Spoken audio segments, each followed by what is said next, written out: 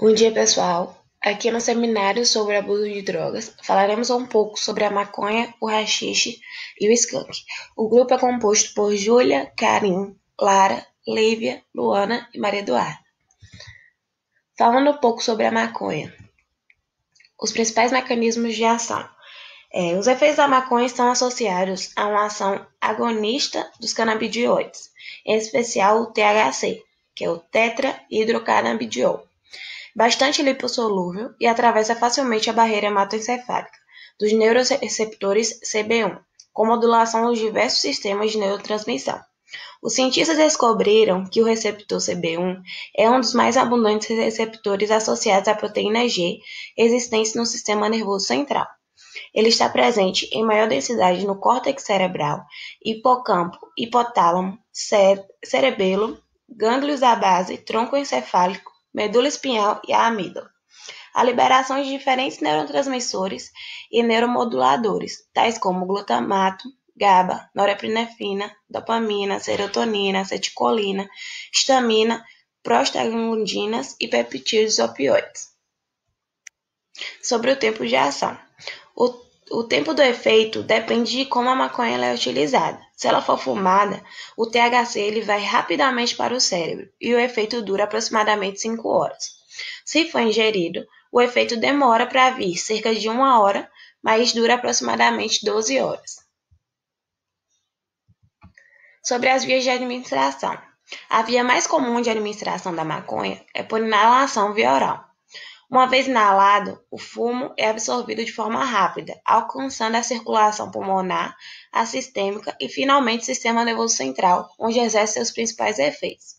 Sua lipossolubilidade, que é a capacidade de se dissolver nas gorduras, permite que se distribua amplamente pelo organismo, se acumulando no tecido adiposo e no baço, de onde se desprende gradualmente. As vias pulmonar e oral são as mais empregadas pelos usuários, sendo a pulmonar mais comumente utilizada para auto-administração, para fins recreacionais. A via pulmonar é a de escolha, pois a via oral pode apresentar efeitos imprevisíveis, como a demora para o início do efeito e o prolongamento. A concentração do THC é maior quando fumada, pois é necessário ignição para a transformação do ácido THC. A via oral também é utilizada através do uso de alimentos como biscoitos, bolos e bebidas, como chás ou soluções alcoólicas. Outras vias são utilizadas como a parenteral, intravenosa, intramuscular, retal, oftalmológica e dérmica, e elas são empregadas em estudos laboratoriais ou em situações isoladas de uso terapêutico. Vamos falar agora dos efeitos da maconha sobre o sistema nervoso. O estudo sobre a cannabis sativa e seus efeitos ele começou a ganhar legitimidade com a identificação da sua estrutura química e da possibilidade da obtenção de seus componentes isolados e também de como poderiam funcionar no organismo. Nesse momento foi verificado que vários são os compostos químicos presentes na maconha, como os canabinoides, compostos com 21 átomos de carbono, responsáveis pela ligação da maconha ao sistema nervoso central. Dentre os canabinoides, o tetrahidrocannabinol, o THC, é a principal substância bioativa, né, extraída da maconha. Dependendo da quantidade de THC presente, que pode variar de acordo com o solo, o clima e o tempo além do tempo decorrido entre a colheita e o uso, a maconha ela pode ter potência diferente, e isto quer dizer que ela pode produzir mais ou menos efeitos. Ao inalar essa fumaça do cigarro de maconha, os efeitos eles começam quase que imediatamente, ou seja, essa entrada da maconha no corpo se dá principalmente pela inalação da fumaça, e elas podem, esse efeito ele pode durar de 1 a 3 horas, né? O THC ele vai atingir os pulmões e, em função de sua alta lipossolubilidade, ele é facilmente absorvido nos alvéolos pulmonares. Assim, minutos depois da inalação, o THC ele vai cair na corrente sanguínea, percorrer todo o corpo e chegar ao cérebro. No cérebro, o THC ele vai se ligar aos neurônios através dos receptores canabinoides, afetando seu funcionamento. Essa ligação ela ocorre com maior frequência nas regiões do cérebro que controlam o movimento, o equilíbrio, o aprendizado, a memória, o prazer e também as funções cognitivas superiores, como o raciocínio. Temos aqui áreas no cérebro, né, afetadas pela maconha, o hipotálamo, que controla o apetite e os níveis hormonais, e também o comportamento sexual, os gânglios da base, que são associados à coordenação motora e iniciativa, o corpo estriado, associado à previsão motora e cognitiva, as amígdalas cerebelosas, né, que são responsáveis pela ansiedade, emoção e medo, o tronco encefálico e medula espinhal, importantes no reflexo faríngeo e na sensação da dor, o neocórtex, responsável pelas funções cognitivas, né, superiores e pela integração da formação sensorial, o hipocampo, que é importante para a memória e para a aprendizagem de fatos sequenciais e lugares, e por fim o cerebelo, que é o centro da coordenação motora e do equilíbrio. A maconha no cérebro, né, foram descobertos 2 tipos de receptores canabinoides, o CB1 e o CB2, que foram localizados em diversos tecidos e órgãos do corpo humano, sendo encontrados especialmente no sistema nervoso central. Conforme colocado anteriormente, né, a ação da maconha ela é resultado de sua ligação em neurônios do cérebro, o que afeta o funcionamento dessas células, causando alterações na percepção e respondendo pelos efeitos alucinógenos ou também os psicodislépticos. Em condições de funcionamento normal do neurônio, ou seja, sem a droga, os receptores canabinoides eles são ativados pelos neurotransmissores anandamida, que é produzido por neurônios em áreas específicas do cérebro, relacionados ao humor, memória e cognição. E a anandamida ela é um canabinoide endógeno, porém é menos potente do que o THC, além de atingir por menos tempo o encéfalo. As drogas alucinógenas, como a maconha, né, nas doses mais frequentemente usadas, ela vai modificar a atividade do sistema nervoso central, ou seja, ela vai perturbar ou distorcer o seu funcionamento, fazendo, né, com que ele passe a trabalhar de forma desordenada, numa espécie de loucura. Os efeitos no sistema nervoso central eles vão depender de muitos fatores, como a concentração de THC na planta, a sensibilidade aos efeitos, as experiências prévias dos usuários e também o ambiente de consumo. Para uma parte das pessoas, os efeitos eles são uma sensação de bem-estar, né, acompanhada de calma. Já para o outro grupo, os efeitos eles são desagradáveis. As pessoas sentem náusea, insônia, angústia e ficam aturdidas. Os efeitos os efeitos preponderantes, né, são a euforia, a sensação de relaxamento, os 5 sentidos eles vão ficar mais aguçados e ocorre uma alteração no nível de consciência.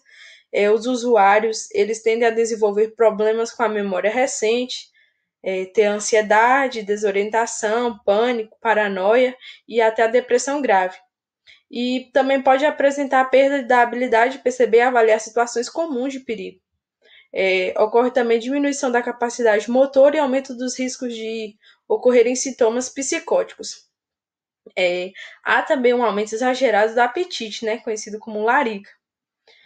Aumentando a dose ou dependendo da sensibilidade de quem faz o uso, os efeitos psicóticos agudos eles podem chegar a alterações mais evidentes, causando delírios e alucinações, e as consequências do uso continuado elas são efeitos psíquicos crônicos, né, interferindo na capacidade de aprendizagem e também de memorização. Os efeitos físicos agudos decorrentes após fumar, né, são os olhos meio avermelhados, a boca seca, o coração disparando. Já os efeitos físicos crônicos, com o continuar do uso eles vão provocar, né, uma alteração das células do trato respiratório, causando irritações constantes. Outro problema indesejável é em relação à baixa produção do hormônio masculino, a testosterona. A cannabis sativa ela não causa dependência física, como outras drogas, sendo que a suspensão do uso ele não causa síndrome de abstinência, porém seu uso prolongado em certas circunstâncias ela vai causar dependência psicológica e pode levar ao consumo de outras drogas. Por ser uma droga poderosa e psicotrópica e também alucinógena, né, seu uso indiscriminado ele é perigoso. Bom, o skunk, o haxixe e a maconha, qual a diferença entre eles? Atualmente, muitas pessoas elas não sabem qual a diferença entre o skunk, a maconha e o haxixe, e muitas acreditam que possa ser apenas uma pequena variação na qualidade da maconha. Porém, não é bem assim. Os três elementos eles possuem diferenças enormes, né, que distinguem entre si, porém há algumas similaridades que são vistas como grandes qualidades. A seguir, a gente irá falar, né, separadamente de cada elemento e, ao final, vamos abordar a maconha e o haxixe no seu uso medicinal. Bom, o skunk. A origem genética do skunk ela é desconhecida, porém pode-se afirmar que a variação da maconha é da mais alta qualidade. Sua planta ela pode crescer independentemente das condições às quais ela é exposta, né, podendo ser em estufas, interiores ou ambientes externos. E as características do skunk são a possibilidade, né, de chegar até os 30 centímetros, não possuem muitas folhas e ela é fácil para se aparar. Seu aroma ele é doce e suave, né, descrito como sedutor e forte, e os botões são densos e grossos e variam de verde para uma coloração ouro. O skunk ele é um termo que deve ser usado apenas para uma variação de família, né, muito específica, e o seu nível de THC ele pode ser até 7 vezes maior do que o da maconha. Por conta do seu nível de THC muito alto, além dos efeitos relacionados ao uso da maconha, ele pode causar lapsos de memória, alterações na dopamina e serotonina do organismo e falta de coordenação motora e também a psicose. Seu uso ele deve ser de forma cuidadosa e consciente.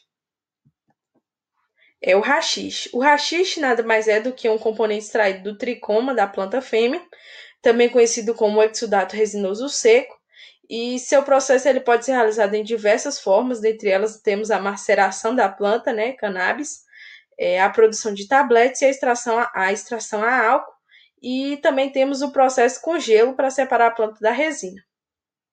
A coloração do tablete ela deve variar entre castanho, vermelho, verde escuro e preto, e também não é necessário o uso de nenhum componente químico para algumas preparações do haxixe. Sua preparação ela pode ser feita em casa. O nível de THC que compõe o haxixe ele pode variar de 20% a 60% e auxilia na potencialização dos efeitos que a maconha já traz por ser essencialmente puro. O consumo de haxixe ele é realizado na forma de insuflação, porém também existe o óleo de haxixe que pode ser consumido em alimentos ou espalhado pela seda e fumado. A maconha. Entre os três elementos, a maconha ela é a mais consumida no mundo e o processo da maconha ela começa quando a planta fêmea ela estiver pronta para a colheita, né? E as suas flores elas são secas e curadas para o uso. A partir de então, elas podem ser chavadas e consumidas, e o consumo ele é feito por meio de insuflação, né, com o uso de diversos materiais, como os bongs, sedas, cachimbos, vaporizadores, entre muitos outros. E a maconha ela possui um THC que varia de 3% a 22%, e existem duas variações de maconha, a prensada e a camarão. A prensada ela é originária de maus cuidados de plantio, né, quando não houve condição adequada e a sua curação e secagem e também o armazenamento muito provavelmente foram realizados de maneira incorreta. Já a maconha camarão ou bud é aquela que possui todos os cuidados de plantio para resultar em uma boa colheita da flor. Todas as qualidades da maconha elas são preservadas e o efeito no organismo ele é limpo. O uso medicinal da maconha e haxixe. Atualmente, existem pessoas com problemas físicos de saúde que têm usado a maconha e o haxixe para amenizar seus sintomas. É importante ressaltar que a compra de haxixe e maconha medicinal ela deve ser realizada de uma fonte confiável de venda e produção. O uso para tratamentos ele deve ser moderado, evitando os efeitos que possam ser desagradáveis para o consumidor. Mas por que o haxixe ele é usado medicinalmente também? O haxixe, ele vai possuir níveis elevados de THC, né, como foi dito, e é exatamente esse canabidiol extraído dele que é responsável pelos tratamentos. O canabidiol ele vai reforçar os efeitos de relaxamento muscular, broncodilatadores, antiepiléticos, além também de ser responsável pela precaução do glaucoma e do uso em estudos para tratamentos de epilepsia, Parkinson e artrite reumatoide. O que muitas pessoas pensam é que o THC ele traz um risco para a saúde, mas também ele pode trazer muitos benefícios, né? Porém, ele é necessário, né, que se saiba usar, né, saiba fazer o uso desse componente. CBD, o fármaco canabidiol, né, o famoso, né, canabidiol, é uma planta da cannabis com THC alto. Ele não possui necessariamente um nível elevado de CBD. É preciso conhecer a planta e a molécula dela, que será usada para o tratamento. Estudos realizados já verificaram que não há nenhum efeito colateral quando usado amplas doses de canabidiol, independentemente de seu modo de administração. Além das vantagens e tratamentos citados anteriormente sobre o uso do CBD, ele é antipsicótico, ou seja, ele vai ajudar a tratar os sintomas de psicose, autismo e também de esquizofrenia. A maconha não apresenta risco de morte para seus usuários, embora seu uso excessivo possa trazer algumas complicações. Os efeitos vão depender da quantidade usada, da combinação com o uso de outras drogas e com outros fatores relativos ao ambiente, ao estado emocional do usuário e às suas expectativas.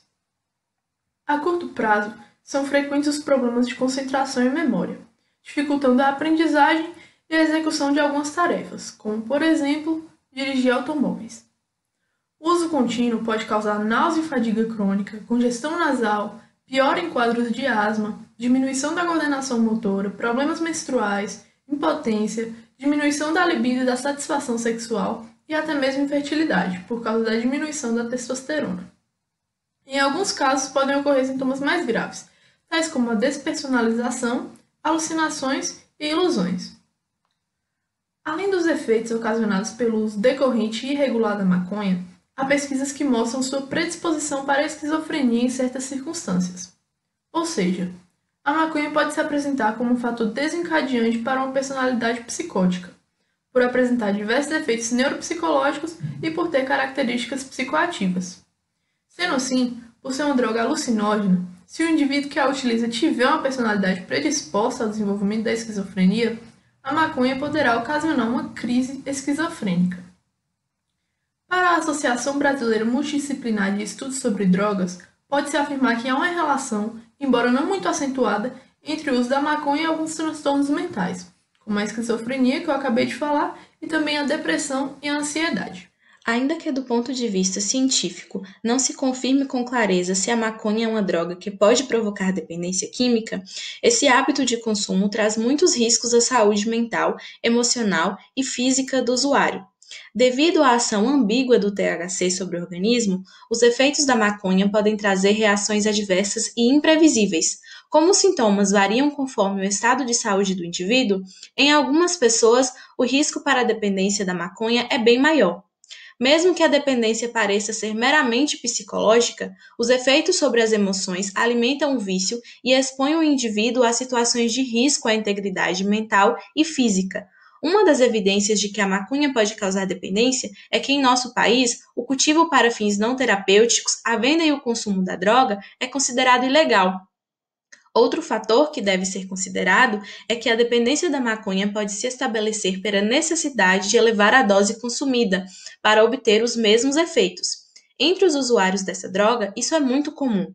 Além disso, o comportamento do consumidor na ausência da droga também merece atenção. Se ocorrem sintomas como irritabilidade, redução do apetite, perturbação do sono e agressividade, esses sinais indicam efeitos de abstinência. As crises de abstinência são eventos típicos de dependência química.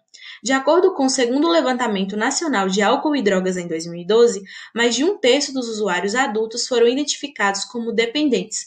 Foi detectado também que 1/3 dos adultos usuários já tentaram parar e não conseguiram, e 27% já apresentam sintomas de abstinência ao tentarem parar. Segundo definição da Organização Mundial da Saúde, o potencial da maconha em produzir dependência é de leve a moderada, sendo menor que o potencial do álcool e da heroína. 1 em cada 10 adolescentes que usaram maconha na vida se tornaram dependentes em algum momento no seu período de 4 a 5 anos do consumo pesado.